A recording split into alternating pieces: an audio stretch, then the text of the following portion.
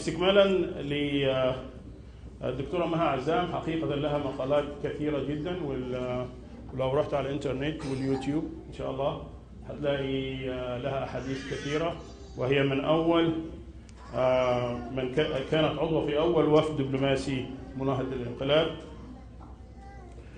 نعم يا اخي. وعينت رئيس مجلس إدارة المصريين من أجل الديمقراطية، وهي الآن رئيس للمجلس الثوري المصري إن شاء الله. نسأل الله سبحانه وتعالى أن يجزيها خيرا على جهدها وعلى السفر وعلى المشاركة القلبية التي ستشاركنا بفهمها وبسعيها، وإن شاء الله تشارك معنا من حديث من القلب إلى القلب هذه الهموم التي يقوم بها هؤلاء الثوار. جزاكم الله خير. تفضلوا.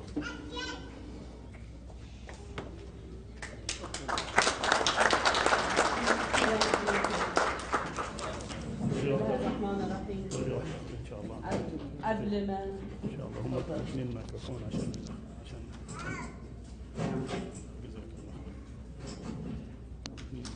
تمام.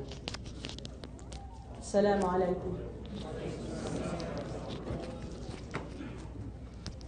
قبل ما أبدأ كلمتي بالإنجليزي أود أن أبعث تحية للثوار في مصر، تحية لأهالي الشهداء، وتحية للمعتقلين، وتحية للرئيس الصامد الدكتور محمد مرسي رئيس جمهورية مصر العربية. تحية لشبابنا في الميادين وفي كل مكان في مصر، وتحية لنساء مصر. تحية لنساء مصر.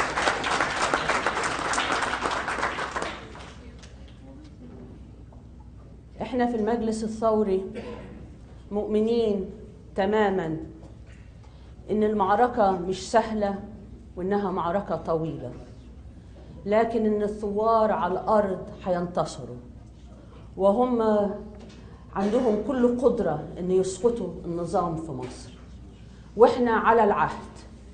احنا في المجلس الثوري على العهد حتى عودة الشرعية والقصاص العادل وعودة الرئيس الدكتور محمد مرسي لفترته الكاملة.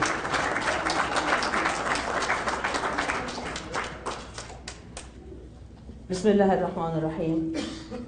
Let me start my talk in English. And since we are here in the United States, I would like to address much of what I have to say to the United States administration and to the American people. I know that there aren't many of them in this audience, but it is a message that I believe you here in this audience should take to your congressmen and women and to the US administration and to all members of civil society. The history of my people in Egypt, as the history of other peoples in the region of the Middle East and the wider Muslim world, has been a struggle for freedom and rights for much of the 20th century and the 21st century. It is a struggle in which thousands have died, a struggle that we see in Palestine, in Syria, in Egypt today. A struggle that knows no boundaries. We saw it in the 90s in Bosnia. We saw it in Iraq. We saw the deaths of thousands of our own people, men, women, and children. And complicit in the deaths and the struggle of the continuous struggle, complicit in the deaths and the torture of our people and the repression of our people have been the dictatorships and the monarchies that have survived in our region. And complicit has been the United States of America in its support for these regimes. You, as Americans, as Egyptian Americans, need to tell the administration loud and clear that they are responsible for decades of suffering of your own people in your own countries, whether they be Syria, Egypt, or Palestine, or Yemen, throughout the Ummah. We need to gather our forces outside and to say very clearly, we will no longer tolerate that the values that are upheld in this country through the 10 amendments and the Constitution should be denied to our peoples across the seas. All people, whatever their nationalities, whatever their race, whatever their religion, have the right to uphold freedom and justice. No one is not ready for rights. Whoever says to you, the Egyptian people or any other people in the region or in our ummah is not ready for democracy, you can say to them the Egyptian people voted in 5 different elections and referendum. They voted for their first elected president, President Mohammed Morsi. They took the first steps in a nascent democracy that held the promise of a better future and a fairer economic system, in which people would be held accountable, in which there would be greater participation. Yes, we are ready for democracy. We want democracy and we want our rights throughout the Muslim world, and in Egypt we are ready for them.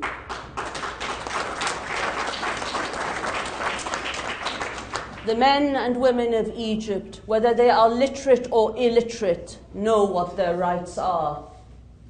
When people say to you there is illiteracy in our part of the world, who is responsible for illiteracy? Who is responsible for the poor health service? Who is responsible for the poor education? Who is responsible for the underdevelopment we see in our countries? It is the regimes that have existed for decades, sponsored and supported by the United States of America, to which we say no longer will we accept this kind of support as citizens of this country and citizens of the free world. We say to them, we will gather our forces and we will make our voice heard. You need to gather your forces and unite and to lobby. You need to say to your congressmen and women, they cannot abuse rights elsewhere and not know that there will be repercussions that will harm all of us. They fear radicalization. They are giving birth to radicalization because they support the leaders that create terror in our part of the world. The biggest terrorist today is Assad, and following him in equal terms is Sisi of Egypt. These are the real terrorists that killed their own people, that rape our women in prison, that torture our young in prison. The terrorists are the ones who lead our nation. We are against all forms of terrorism. We are against the terrorists on the ground, and we are against the terrorists in power. And we are against those who support the terrorists in power. The United States of America has a great responsibility, and yet we do not ask it for anything except that it should not support the oppressor in our part of the world. It should not support an oppressor that denies rights to our people. Whether illiterate or literate, no one in any part of the world doesn't understand that he or she does not want to be thrown in prison for protesting, for speaking out, for no reason whatsoever except that maybe they were a passerby in a street where a demonstration happened, and they have no recourse to the law. They have no recourse to justice. In countries where there is no justice system to be spoken of, where the judiciary are a branch of the military, at the disposal of the military that abuses its power. The United States and its allies should know better. They know what happened under fascist Spain. They know that they fought Nazism in Germany. They know how people suffered in Eastern Europe. They know the nature of military dictatorships in Latin America. So why is it in 2016 they are supporting dictatorship in our part of the world? Are they being racist towards us? Are we any less than other peoples of the world? They speak of equality. They promote equality in the United States. And yet, They abuse and violate the notion of equality and rights in our part of the world.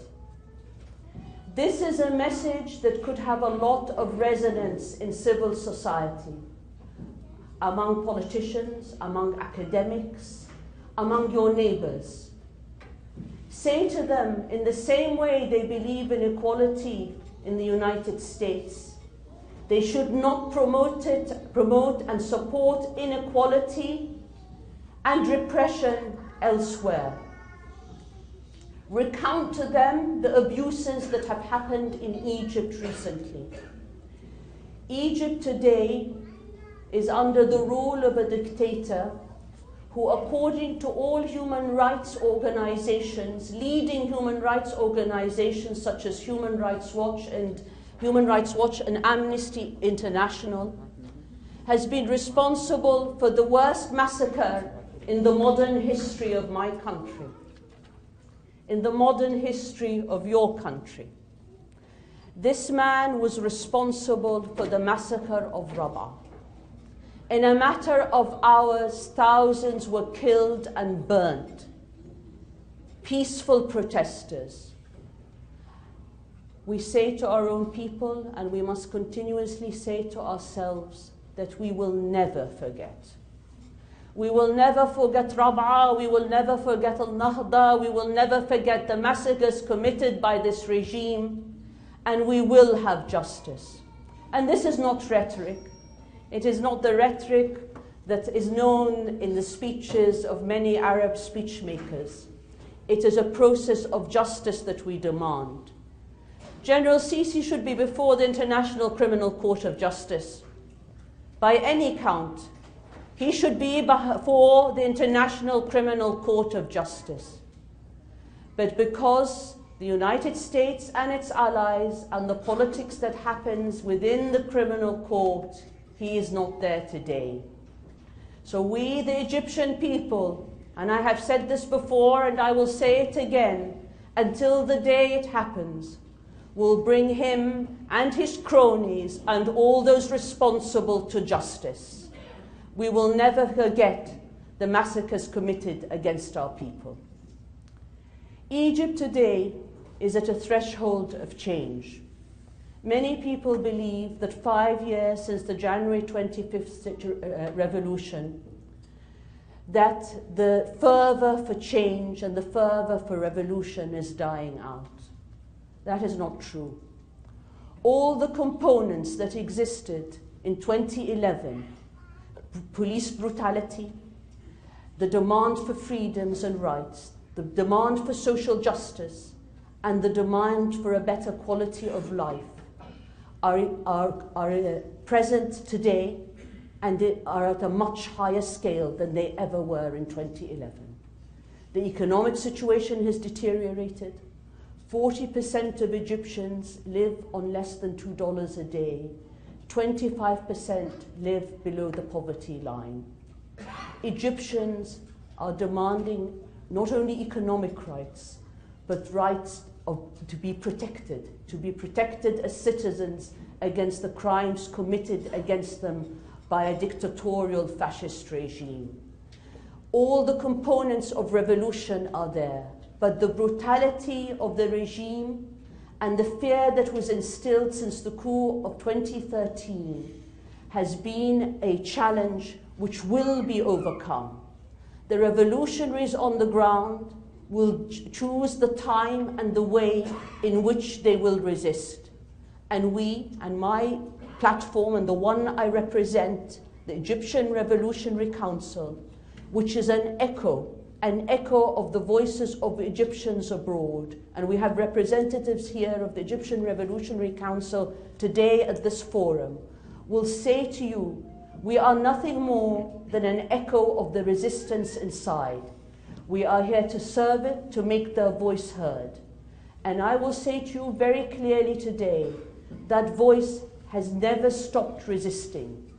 Egyptians on the ground have resisted since 2011, since the coup, and will continue to resist and gain greater momentum.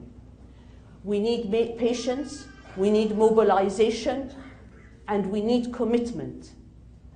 We need to ensure that those outside, every one of us, is a support to the resistance inside Egypt, either by raising our voices out loud and exposing the abuses of the regime, lobbying against this regime, ensuring that it does not get away with the lies and the fabrications it does with the administration and publicly, among the public.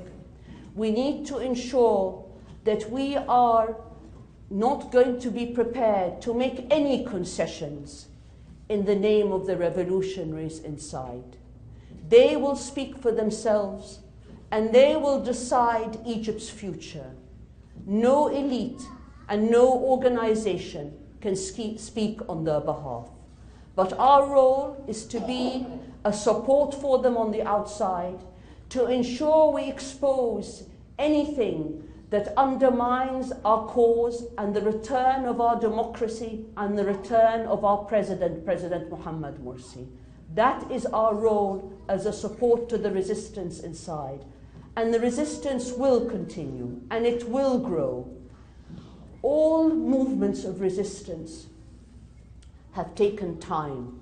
You cannot overthrow a system as embedded as the one that has existed in Egypt for decades overnight. And therefore, we need to prepare. We need to bring our forces together, whatever our organizations, whatever our political views. There is a need to come together, whether it comes to certain events, we should rally together. Where it comes to lobbying, we should rally together. And in terms of our focus, we need to ensure that there are a core number of activists that are always ready to work and to serve. A minority, a vanguard of activists who are committed is better than thousands who are not committed to the cause. Ultimately, the Egyptian people, like the Syrian people and others across the region, will see empowerment of their own people and will deliver on the hopes and aspirations, not just of the 25th January revolution. This has been a very long struggle. It is a struggle that has followed after colonialism, and it is a struggle that we are still engrossed in. It is the struggle for our independence. What people do not often realize is because they look only within their own countries and within very narrow boundaries. This is a struggle that knows no boundaries.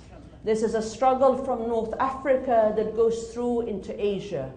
This is a struggle for our independence. We never gained our independence after the end of colonialism. We were overshadowed, and our hopes and those of our fathers and grandfathers were overshadowed by military regimes and systems, political systems that were imposed on us by the outside. They told us we could have a flag and a constitution and a parliament. Parliaments that were rubber stamps, constitutions that were not enforced, and even flags that I believe really did not represent us. It is time we changed all that. The revolution in Egypt and its success is the first step to freedom for all our peoples across our ummah. Thank you very much.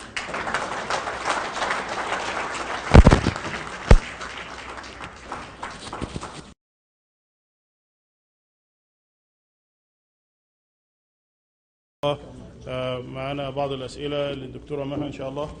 فأنا سأقرأ الأسئلة لأن بعض الخط مش واضح شوية، وإن شاء الله الدكتورة مها تجيب على الأسئلة.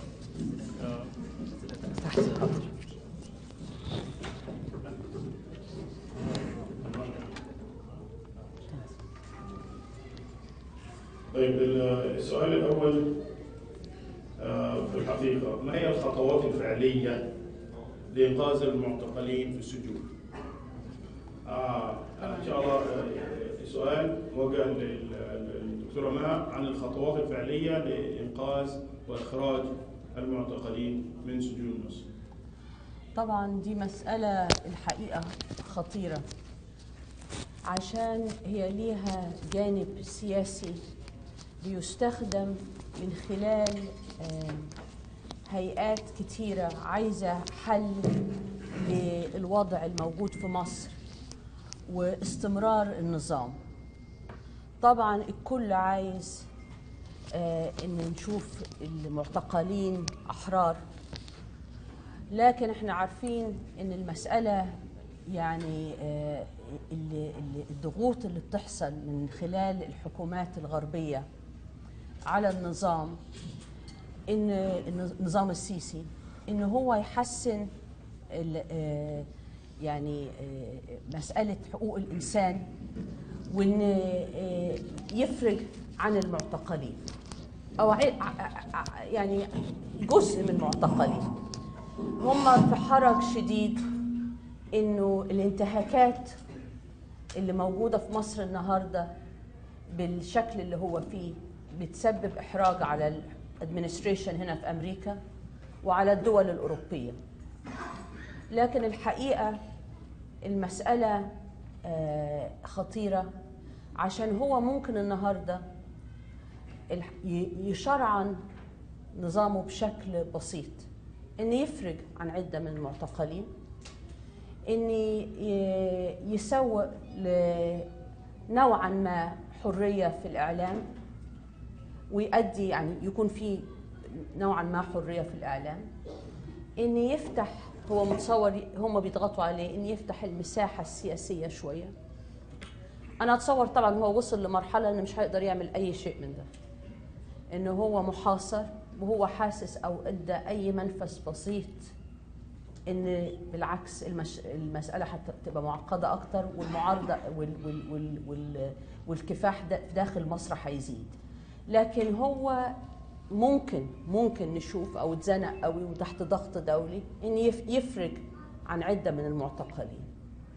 لكن احنا القضية بتاعتنا مش قضية حقوق انسان، هي طبعا الانتهاكات فظيعة، لكن احنا عايزين ننهي على النظام القائم في مصر، عشان احنا النهاردة ممكن يخفف من الضغط. ايوه يمكن يكون في ناس بتدور، ناس معارضة للنظام بتدور على حل سياسي، تقول لك عشان المساجين يطلعوا، الناس تعبت، ويكون في نوع من التسامح مع النظام القائم النهاردة، نرجع لوضع مثلا 2005.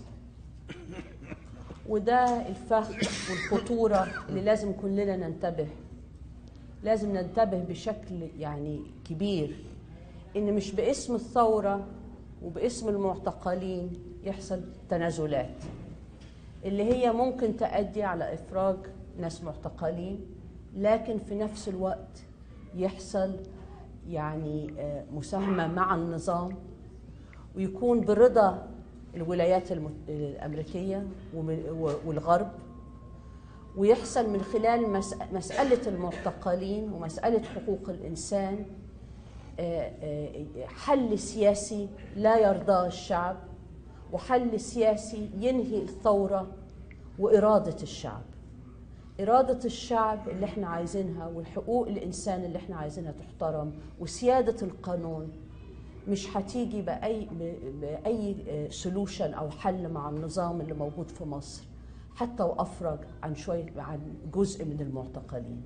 فالحقيقة أنا شايفة إن احنا في وضع النهاردة إن لازم استمرار الثورة، وما ندخلش في أي جزئية تخص حل سياسي يكون فيه تحسن في وضع حقوق الإنسان. هو ده بالظبط اللي الغرب عايزه، لاستمرار النظام أو حتى بشكل مختلف. وده حل برضو في من ناس معانا من المعارضين للنظام برضو عايزين يفرضوه على الشعب في الداخل، ويفرضوه على حركة المقاومة للنظام. شكرا.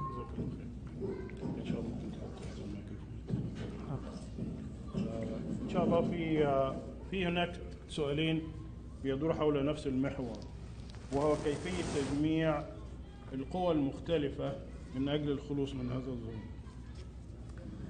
طبعا تجميع القوى اللي ضد النظام شيء مهم في أي مرحلة ثورية، لكن من المهم إن برضو الهدف يكون واضح ويكون وحدة الصف على مبادئ. لازم ما نقضيش وقتنا وجهدنا كله في مسألة توحيد الصف. كل الثورات نجحت من كتلة صلبة صامدة هدفها واضح وعندها التمسك بالمبدأ. احنا جهودنا مفتتة الآن، وجهدنا كتير من جهدنا رايح في مسألة اللي ما سمى بالاصطفاف.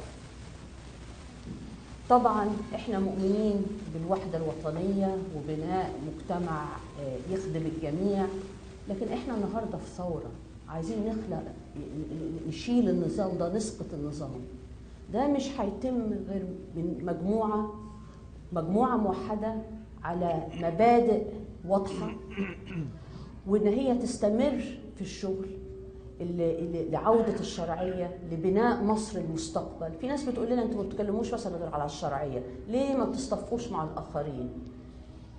الحقيقة أو إحنا اصطفينا من غير المبادئ يبقى ما نسويش حاجة، يبقى ما عندناش رؤية لمصر المستقبل.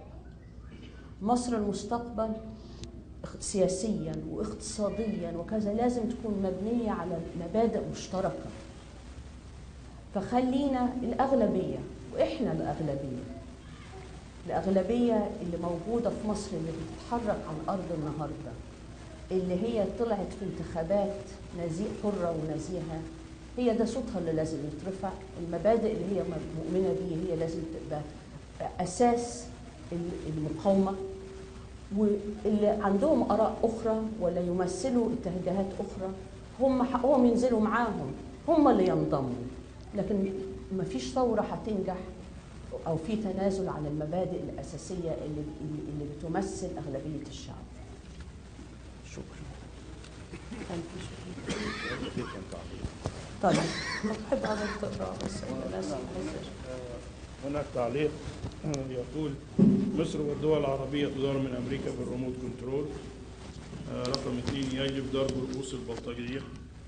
التعليق الثالث: السيسي لم ولن يكون يوم الرئيس لمصر، ويجب إطلاق عليه اسم مغتصب السلطة.